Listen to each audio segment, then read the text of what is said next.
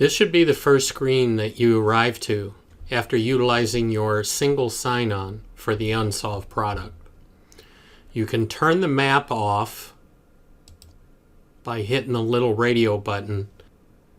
It'll give you a brief overview of the messages that have been sent. As an initiator, you are allowed to send messages to anybody that's in the HSHS contact group, which is all the uploaded employees that we do on a daily basis. To create a message, you will hit Critical Communications, Alerts. That will bring you to the alert page. We have an accreditation arrival announcement that is saved anywhere along this bar. If you just press left click, you will see the contents of this message. We can change the message. If we hit the little edit bar, we can change the location. So if accreditation was arriving at St. Elizabeth's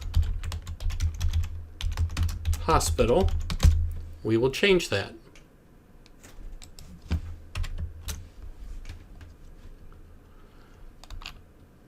We can listen to the message. This is a notification that an accrediting agency has arrived at St. Elizabeth's Hospital. Please communicate with your team members on how to proceed. We can add any further instructions that you would like that would be sent out and just push save.